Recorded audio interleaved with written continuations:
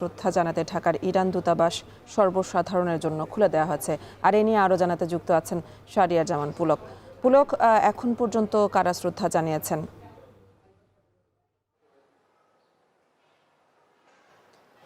সকাল 10টা থেকে এই যে আয়াতুল্লাহ আল খামেনিকে হত্যার যে বর্বরচিত হত্যার মাধ্যমে তাকে হত্যা করা হয়েছে, এর প্রেক্ষিতে কিন্তু আজকে ইরানের হাই কমিশনার সর্বসাধারণের জন্য খুলে দেওয়া হয়েছে এবং আজকে সকাল 10টা থেকে দুপুর 1টা পর্যন্ত প্রথম ধাপে সবার জন্য খুলে দেওয়া হয়েছে এবং এরপরে 1 ঘন্টা বিরতির পর কিন্তু দুপুর 2টো থেকে 4টা পর্যন্ত আবার শ্রদ্ধা নিবেদন চলবে। সকাল থেকে এখনো পর্যন্ত দুপুর 12টা পর্যন্ত আসলে সর্বমোট 6 জন রাষ্ট্রদূত এসেছেন, ইরানের এই অ্যাম্বাসেডারের সাথে কথা বলেছেন, তারা ইরানের হাই কমিশনে এসে শ্রদ্ধা নিবেদন করে গিয়েছেন খামেনির পক্ষে।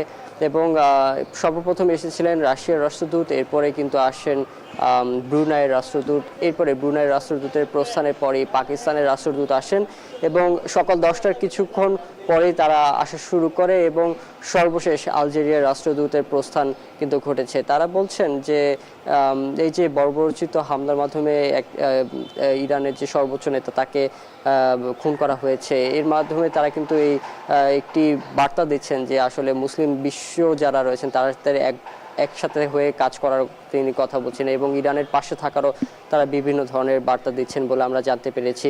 এবং আসলে সর্বসাধারণের জন্য খুলে দেওয়া হলেও সকাল থেকে আসলে কিন্তু আজকে কোনো ধরনের মানুষ বা যারা সর্বসাধারণ জনগণ রয়েছে তারা কিন্তু এখনো পর্যন্ত আমরা কোনো আসতে দেখিনি। তবে যেহেতু আগামীকাল পর্যন্ত এই শ্রদ্ধা নিবেদন চলবে, তো ধারণা করা যাচ্ছে যেহেতু আগামীকাল একটি ছুটির দিন, শুক্রবার, যেহেতু আমাদের দেশে শুক্রবার ছুটির দিন, তাই কালকে হয়তো কিছু মানুষ আসতে পারে শ্রদ্ধা নিবেদনে চলে। তো এই ছিল আমার কাছে ইরানের হাই কমিশন থেকে সর্বশেষ।